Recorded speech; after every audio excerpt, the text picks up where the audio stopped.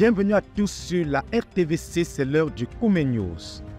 Dans les titres de cette édition du journal, nous verrons un extrait de la cérémonie de clôture de la 11e session de l'École de la connaissance et du service de Dieu qui a eu lieu ce dimanche 24 mars du côté de Ndombis. Un moment de célébration pour ces 42 jours de victoire et également d'exhortation des étudiants au travail dur. Le bilan dans la suite du développement. Toujours à Koumé, nous verrons également le lancement de la session spéciale de l'UMPJ des dirigeants, pasteurs missionnaires et implanteurs d'église en cours depuis ce mardi 26 mars. Restez connectés pour la suite. C'est en grand nombre que les saints se sont réunis en Ndombis cet après-midi du dimanche 24 mars 2024 pour prendre part à la cérémonie de clôture de la 11e session de 42 jours de l'École de la connaissance et du service de Dieu. Comme à l'accoutumée après l'accueil et l'installation de l'assistance, le frère Chantama, vice-principal de l'école, a présenté un compte rendu détaillé du déroulement de la session. C'est une session qui a encadré 115 étudiants venant de 9 nations. From 9 nations. Alléluia. Hallelujah. Et ils ont été soumis à un programme soutenu ces 42 jours afin de les transformer en des serviteurs de Dieu propres à toute bonne œuvre. Plusieurs d'entre eux ont témoigné que pour la première fois, ils ont rencontré Dieu pendant leur méditation. Cette session au laboratoire, nous avons reçu les faveurs de Dieu. On a délivré les gens des témoins sur plusieurs dimensions. On est entré et le Seigneur s'est glorifié. Après la présentation du déroulement de la session, le pasteur Nicolas Koua, directeur du quartier général, a coordonné la tranche réservée à la présentation des étudiants par nation et par province spirituelle pour ceux venant de la nation camerounaise. Après cette phase, quelques étudiants ont eu l'opportunité de donner des témoignages de leur rencontre avec Dieu, des transformations, guérisons et autres expériences spirituelles qui s'en sont suivies durant cette session. La louange élevée au Seigneur a donc marqué la fin de cette phase, ouvrant de même la piste au frère Théodore pour la parole de direction afin d'envoyer ses étudiants en stage. Le passage de 1 Corinthiens chapitre 15 versets 4 et 10 a été le passage de référence pour le message du frère Théodore à cette cérémonie de clôture de la 11e session de l'ECSD. C'est par un rappel de l'enseignement sur le Saint-Esprit dans l'ouvrier et dans l'œuvre que le leader a introduit son message, soulignant que le Saint-Esprit fait toute la différence en tant que la ressource de Dieu pour toute œuvre de Dieu.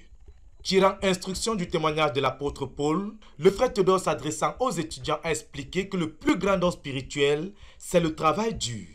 Il souligne que plusieurs ont reçu le Saint-Esprit et des dons spirituels et après cela, ils s'attendent juste à des nominations ou à l'attention de leurs dirigeants. Pour l'apôtre Paul, qui se considère comme le moindre des apôtres, ayant reçu les visitations de Dieu et des expériences spirituelles, comme à l'avorton après tous les autres apôtres et membres de l'église primitive, l'apôtre tout de même souligne que par ailleurs, il les a tous dépassés et il est devenu ce qu'il est devenu à cause du travail dur. Sur ces paroles de l'apôtre Paul, le frère Théodore a amené l'assemblée réunie à proclamer que le travail dur est le plus grand don spirituel, mais aussi le plus grand talent.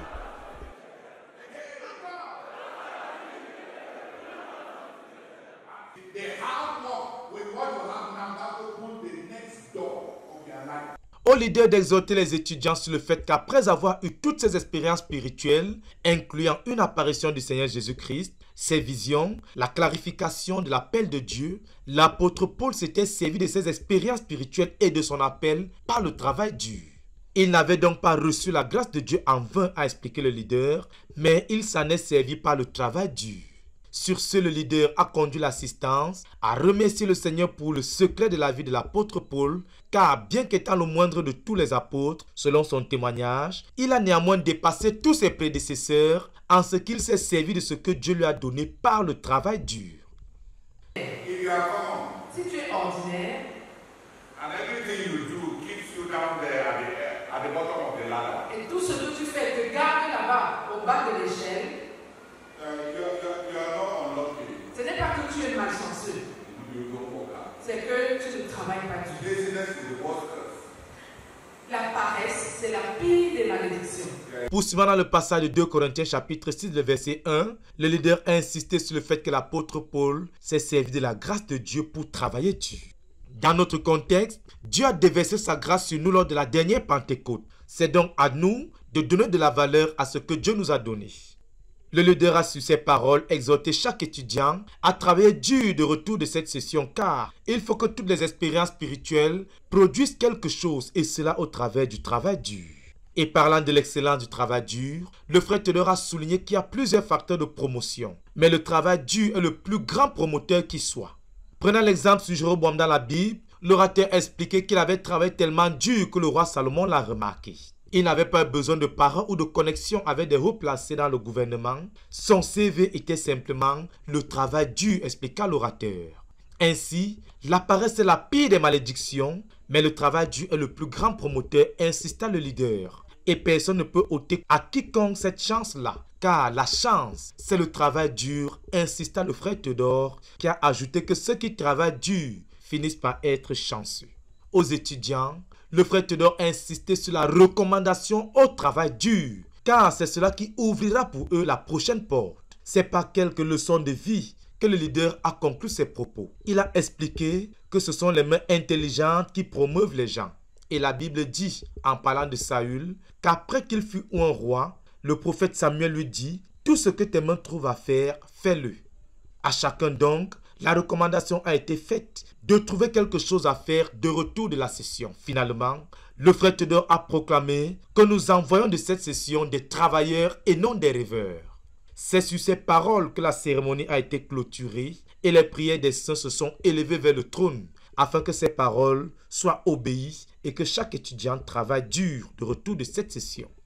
La cérémonie s'est clôturée autour d'un bon repas, de la communion fraternelle, arrosée de la bonne louange. À Dieu soit toute la gloire pour cette session et pour son impact. Document pour la RTVC, Dan Josué Mouloula.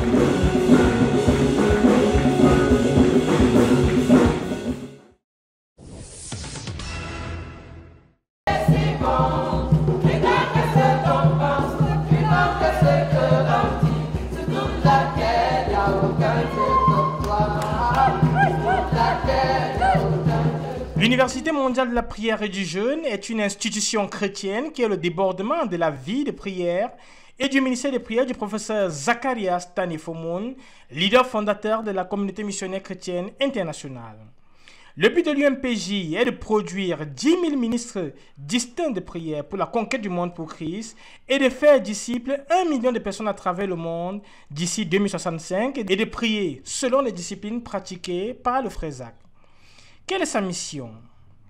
La mission de l'UMPJ est de s'assurer que la pratique de la prière, telle que cela nous a été enseigné, soit conservée et confiée à des personnes fidèles, afin qu'ils soient dépositaires de l'enseignement du frère Zach et de la pratique des prières par le frère Zach. Comme bilan de l'année 2023, de septembre 2022 à août 2023, l'UMPJ a organisé 12 sessions de formation avec un total cumulé de 4 325 participants qui ont fait le déplacement de 39 nations et de 21 provinces spirituelles du Cameroun pour Ndumbi. Et nous avons eu des participants qui sont venus de 9 autres ministères. Via la RVC Online, 23 800 participants de 162 nations ont assisté à ces 12 sessions de formation. Et via la plateforme YouTube, nous avons eu plus de 220 000 personnes de 46 nations qui ont suivi les cours de l'UMPJ durant l'année passée. En ce qui concerne les UMPJ annexes, nous pouvons dire que les UMPJ annexes des 17 nations ont organisé 79 sessions de formation et 6 967 participants. Il a pris effet à Koumé le 26 mars 2024 le cours du MPJ pour les missionnaires, implanteurs d'églises, dirigeants et pasteurs. En ce premier soir de la rencontre, le frère Polongwa amène les saints à remercier le Seigneur pour les grâces de voyage et à lui élever des requêtes pour la réussite de cet événement. C'est aussi l'occasion d'accueillir les participants déjà présents sur les lieux à passer des annonces relatives au programme du cours et à répondre aux préoccupations d'ordre pratique avant de se séparer pour la nuit. Ce matin du deuxième jour, ils sont nombreux et heureux de se retrouver dans le hall de la Réunion pour célébrer le Seigneur à la lumière des Écritures sous la direction de la sœur Madeleine K. on loue Dieu et l'on prie pour soi-même, pour les frères encore en chemin, pour le ministère de la parole. Après lecture et rappel des promesses du Seigneur contenues dans la Réma 2024, les frères témoignent de la main de Dieu à l'œuvre dans leur vie pour révolutionner les différents aspects de leur vie. Récemment, j'ai reçu du Seigneur Recently, I received from the Lord la capacité de lire abondamment the capacity to read abundantly, la Bible, to profoundly read the Bible. au point où, avant que le jeûne ne finisse, j'ai pu lire mon Nouveau Testament en un jour. So to the point that before the end of the fast, I read my whole New Testament in one day. Hallelujah. Au lendemain de la commémoration du démantèlement des armées de méchanceté, ils partagent également les transformations qui ont eu lieu comme impact de l'événement. Praise the Lord. I'm Brother Braheman Bami Ngo from France. Dans mon service à Dieu, In my service to God, j'ai constaté une sensibilité spirituelle plus accrue. I notice a deeper spiritual sensitivity, Et dans les dons de discernement et de parole de connaissance, which comes with the gift of discernment and the word of knowledge, donc étant plus efficace à paître les brebis, à rendre des ministères. making me more efficient in pastoring the sheep and rendering ministry. Et aussi dans le don de prophétie, à anticiper un peu plus qu'avant. And also in the gift of prophecy, being able to anticipate much more than before. Amen. Amen. C'est un moment de communion couronné par la présentation et l'accueil des différentes délégations, ainsi que la répartition des participants en groupes de travail. Juste avant le ministère de la parole, le pasteur Mathungo entame un rappel de l'enseignement du leader au même cours l'année dernière. S'ensuit le ministère de la parole rendu par le pasteur Théodore Andossé qui, en ce premier jour, introduit son message par cette phrase percutante. Le leadership est un facteur de croissance, de changement, d'efficacité, de sécurité. Whatever the domain, Quel que soit le domaine, true leadership is a factor of growth. tout véritable leadership est un facteur de croissance. In the spiritual domain, Dans le domaine spirituel, in the financial domain, dans le domaine financier, in the political domain, dans le domaine politique, in whatever domain you consider, dans quelque domaine que ce soit, leadership must always be a factor of growth. le leadership doit toujours être un facteur de croissance. Le cours se poursuivra jusqu'au 5 avril prochain. Que toute la gloire revienne au Seigneur. De Koumé pour la RTVC, Cynthia Chiaka.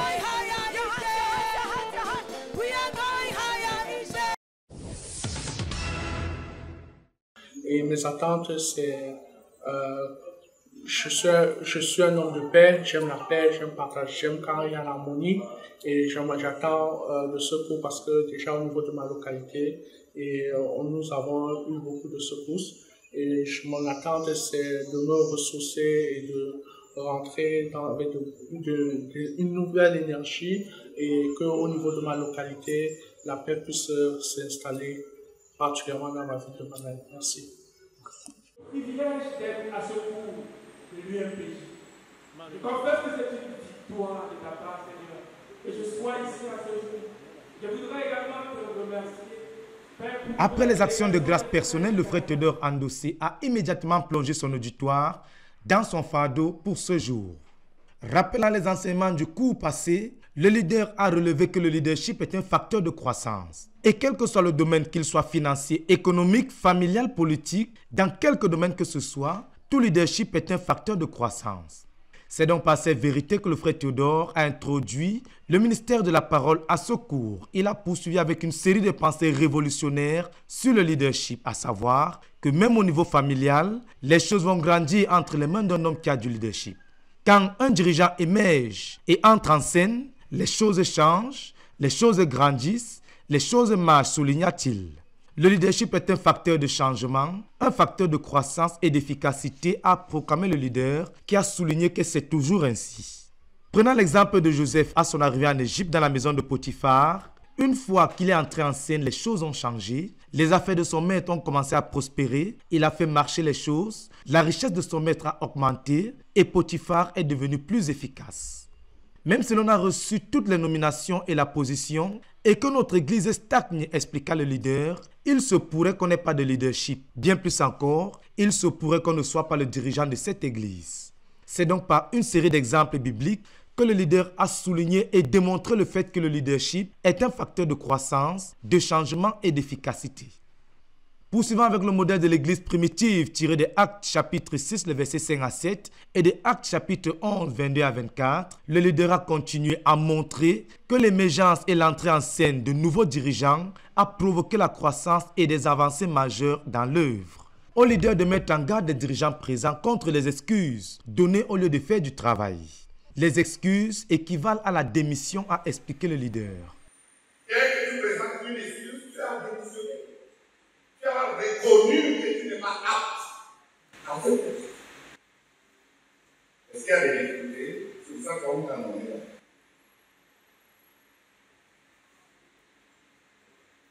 Est-ce qu'il y a des obstacles? C'est pour ça que tu étais là.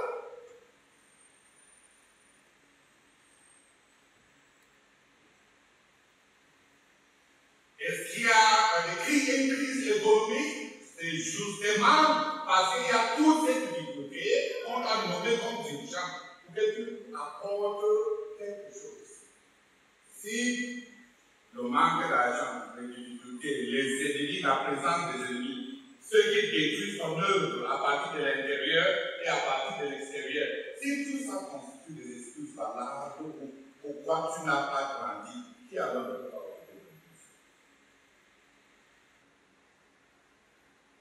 Excuses are resignation. Les excuses équivalent à une démission. C'est donc par un rappel du cours de l'an dernier que le frère Théodore a continué à insister sur le fait que si nos dirigeants grandissent, l'œuvre va grandir. Si le nombre de dirigeants augmente, l'œuvre va également grandir. Aussi, il a ajouté que la croissance intérieure de chaque dirigeant va se manifester sur la croissance extérieure de son œuvre. Si par contre, un dirigeant rentre vivre dans le péché, l'amertume et autres compromissions, perdant ainsi du terrain dans sa conquête intérieure, il perdra également du terrain à l'extérieur et l'œuvre va perdre du terrain. Il y aura donc plus de crises, d'incohérences et de désordre dans l'œuvre, a expliqué le leader. Au contraire, si le Seigneur Jésus-Christ gagne davantage de terrain dans l'homme intérieur, cela va se manifester par des victoires sur le terrain et la croissance extérieure de l'œuvre. Ainsi, toute personne qui veut la croissance doit valoriser ce qu'il a déjà, car la croissance dans le leadership va produire la croissance dans l'œuvre. De même, la croissance du nombre de ceux qui portent des responsabilités va produire la croissance dans l'œuvre. Au leader de souligner que ceux qui sont donc déjà en position de leadership sont notre plus grand potentiel de croissance. Et ceux qui sont autour qui peuvent porter des responsabilités vont accélérer notre croissance, insista l'orateur. De ses enseignements sur le leadership et de façon pratique, le frère Théodore a exhorté chaque dirigeant à élaborer pour lui-même un programme de croissance de son leadership et une liste de tous ceux qui sont identifiés comme pouvant porter des responsabilités dans l'environnement de chaque dirigeant. Chaque dirigeant doit donc être conscient du fait qu'il est à l'épreuve quant au fait que ce qui lui a été confié marche ou pas, se développe ou pas. Car toute personne à qui on a fait confiance en lui confiant des responsabilités et qui donne des excuses au lieu de faire du travail, une telle personne méprise non seulement son dirigeant, mais également un ennemi de la vision. Elle est par là en train de dire qu'elle trouve son dirigeant irréaliste et une telle personne par ses excuses est en train de dire à son dirigeant qu'elle est en train de travailler pour le faire échouer. Avec de telles personnes, les bases d'une relation ont déjà été détruites car tout leadership est un facteur de croissance et de changement. Si le leadership a été confié à quelqu'un, alors il doit faire tout ce que la confiance investit attend que cela soit fait. La confiance investie doit être rentabilisée, a insisté le frère Théodore. Et à partir de l'exemple de Hudson, fameux missionnaire en Chine, le frère Théodore a énoncé ce qui fait la racine même de l'œuvre missionnaire qui est d'aller et de faire le travail. Fais le travail, rassure-toi de le faire, insista le leader. Nous n'avons rien sur lequel nous tenir pour dire à Dieu que ce qu'il nous a demandé de faire est impossible, a expliqué le frère Théodore, qui a ajouté que ceux qui sont tentés de le faire ont été tués par Dieu sur place, aussitôt qu'ils ont fini de donner leur compte rendu réaliste. C'est le cas des 10 espions envoyés par Moïse qui étaient revenus donner un compte rendu contraire à ce que Dieu voulait. Dieu n'a recruté personne comme conseiller pour dire à Dieu ce qui est impossible de faire, a expliqué le frère Théodore. Dieu ne se moque pas des hommes, a souligné le leader, car Dieu n'appelle pas les gens à une vision que Dieu n'a pas l'intention d'accomplir. C'est donc par ces paroles et bien d'autres que le frère Théodore a clôturé sa toute première intervention à ce cours de l'UMPJ des dirigeants. Et vraiment, c'est déjà très bénissant parce que le point d'entrée de jeu, c'est le leadership est un facteur de croissance. Et ça me parle vraiment parce qu'effectivement, dans notre localité, dans notre pays en Belgique, on vise vraiment cette croissance-là. Donc, je m'attends à avoir vraiment des éléments de manière pratique, à savoir comment les mettre en pratique, comment ces éléments pratiques peuvent nous aider en Belgique pour pouvoir vraiment grandir et croître. La suite vous sera donnée dans notre prochaine édition du Koumé News.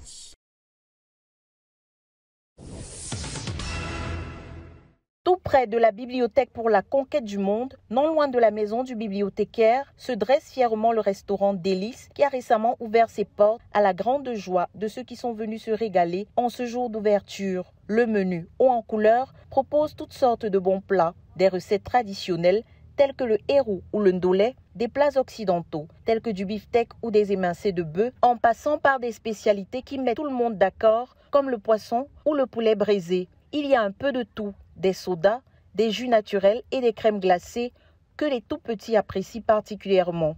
Ils sont nombreux à se retrouver entre amis ou en famille, comme Marek, qui n'a pas hésité à partager des moments de qualité avec ses enfants. Désormais, plus besoin de parcourir des kilomètres pour se rendre en ville. Les délices sont tout près, tout autant que la boulangerie, l'épicerie, l'école et même l'hôpital. Viens de la CPH Koumé.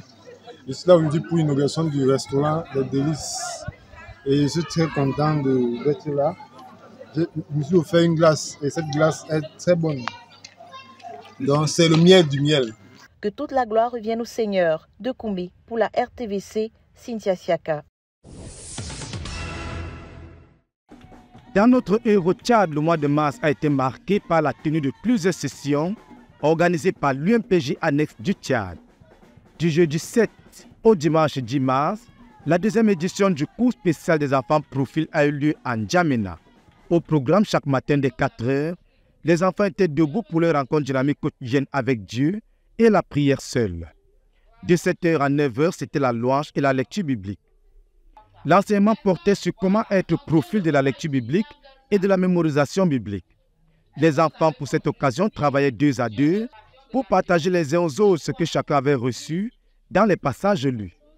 Et après cela, quelques-uns venaient partager publiquement avec les autres ce que le Seigneur leur a révélé durant la lecture. À la suite du cours des enfants, dès le 14 mars, une autre session de formation a été organisée à l'UMPJ. 4 délégations étaient présentes, celles d'Abéché, de Mundou, de Mongo et de N'Djamena. Le fardeau de cette dernière était de confronter l'apport des ministres de prière et de jeûne pour garantir l'accomplissement du but de la phase 3 au Tchad. À cette occasion, le livre « La joie de supplier d'appartenir au Seigneur Jésus » a été lu afin que chacun puisse connaître les voies du frère Zach en Jésus-Christ et les embrasser totalement. À Dieu soit toute la gloire pour ce cours et son impact.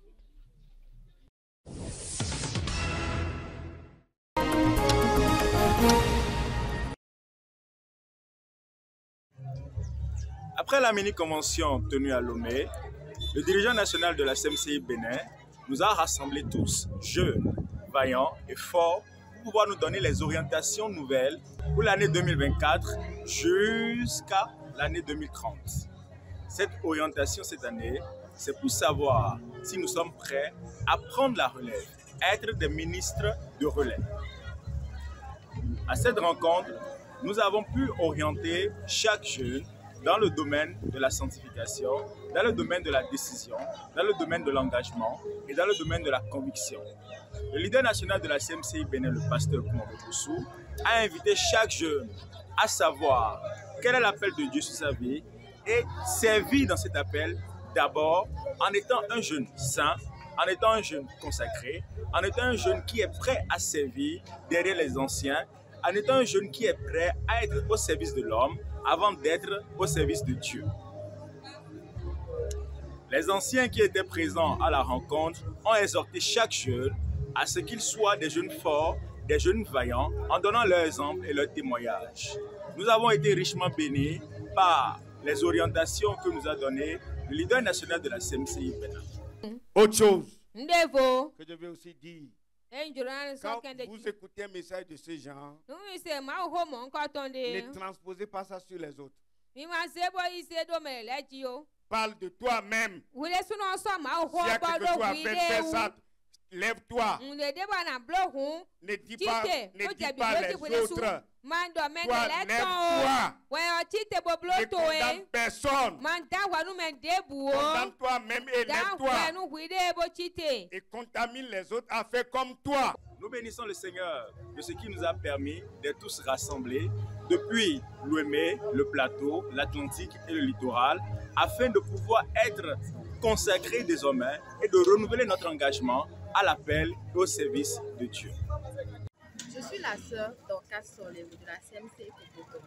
Aujourd'hui, le leader national nous a rassemblés pour nous donner les directives à suivre concrètement concernant les objectifs issus de la Convention nationale des jeunes et des étudiants de Lomé 2024. À l'issue de cette réunion, chaque jeune a pris des résolutions et moi particulièrement, j'ai décidé de casser la barrière de la timidité, de me lancer à chaque fois que l'occasion se présente pour évangéliser surtout les jeunes, les enfants qui sont dans les rues, qui n'ont pas de toit, ceux qui sont des démunis par exemple, afin que l'évangile se propage à tous les niveaux et à toutes les couches de la société. Merci. Je suis le frère Raphaël Soutaji de l'église CMCI, disciple du pasteur Anaki. Ce soir, le dirigeant national nous a rassemblés pour nous donner de nouvelles directions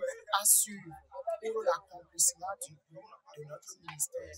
Après la convention des jeunes qui a eu lieu la fois dernière à Lomé, et également les objectifs à prendre et aussi comment faire pour nous mener à accomplir le but qui nous attend dans notre ministère. Merci beaucoup. Abdias Adobo pour la RTDC.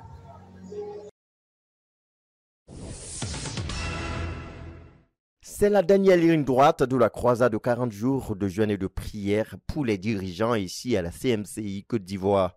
À cet effet, sous la coordination de la sœur Colette Meignet, un siège de 24 heures de prière s'est tenu du samedi 17 au dimanche 18 mars 2024 de 9h à 9h à Atiekwa, au hall de l'UMPJ Côte d'Ivoire. Les plus de 355 intercesseurs présents ont intensifié les prières autour des objectifs de cette croisade, axée sur la prière pour tous les dirigeants de notre œuvre dans les 141 nations où la CMCI est représentée. Après un bon moment de louange, d'action de grâce et de témoignage portant sur l'impact du siège de prière de 7 jours qui a ouvert cette croisade de prière en Côte d'Ivoire, la sœur Colette Meignet a d'abord conduit l'armée des intercesseurs aux proclamations relatives à la célébration des victoires du Seigneur Jésus-Christ dans notre ministère. À cet effet, l'Assemblée a proclamé les victoires du Seigneur Jésus-Christ dans notre ministère à travers le renversement du prince du communisme et du démantèlement des princes sataniques du Malsi, du bouddhisme et de l'hindouisme dans toutes les nations où notre œuvre est représentée. Au nom de Jésus-Christ, nous proclamons que le prince du communisme a été renversé à Nikaïman. Au nom de Jésus-Christ, et que Jésus-Christ est Seigneur à Nikaïman. Au nom de Jésus-Christ, Amen. Nous proclamons que le prince du bouddhisme a été démantelé au Gabon. Jésus-Christ est Seigneur. Amen. Après 16 heures consacrées à la célébration des victoires du Seigneur Jésus-Christ dans notre ministère, le missionnaire numéro 2 de la CMCI Côte d'Ivoire, chargé de la conquête par la prière, a conduit les intercesseurs à prier pour nos dirigeants dans les 141 nations où la CMCI est implantée. À cet effet, ils ont prié pour que les dirigeants travaillent dur dans l'évangélisation, le gagnement des âmes et l'implantation des églises de maison.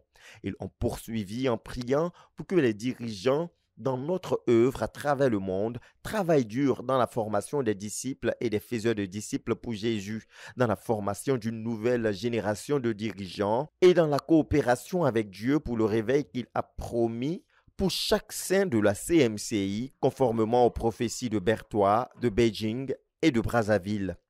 Les prières ont aussi été élevées au Seigneur pour que les dirigeants travaillent dur dans la restauration des rétrogrades et le recouvrement des assemblées perdues pour la précipitation des résultats dans l'accomplissement de notre but. Père, nous prions que tu bénisses tous les dirigeants dans les 141 nations avec la capacité de travailler très dur pour former une nouvelle génération de dirigeants. Je prie, Seigneur, que tu le fasses prononcer billet et s'accomplir au nom de Jésus-Christ. Amen. Amen. Pour soutenir ces sujets de prière autour des objectifs de cette croisade de jeûne et de prière pour les dirigeants, la sœur Colette a partagé au sein l'importance de la prière pour les dirigeants. En guise d'exemple, elle a souligné que le peuple d'Israël n'a pas prié pour Saül, David ou encore Salomon, et ceux-ci ont péché. Le plus grand cadeau qu'on puisse offrir à un dirigeant, c'est le jeûne et la prière pour lui. Une exhortation en réponse à laquelle les ministres de la prière ont à tour de rôle abondamment prié pour tous les dirigeants de notre œuvre, à commencer par le pasteur Théodore Ndossé, leader mondial de la CMCI. Notons qu'à la suite de ce siège de 24 heures qui s'est joint à toutes les prières pour les dirigeants de notre œuvre depuis le 12 mars, cette croisade de jeûne et de prière se poursuit jusqu'au 22 mars 2024. Merci de nous avoir suivis de bout en bout. Les programmes se poursuivent sur les antennes de la RTVC. Rendez-vous la semaine prochaine pour une nouvelle édition. Que Dieu vous bénisse.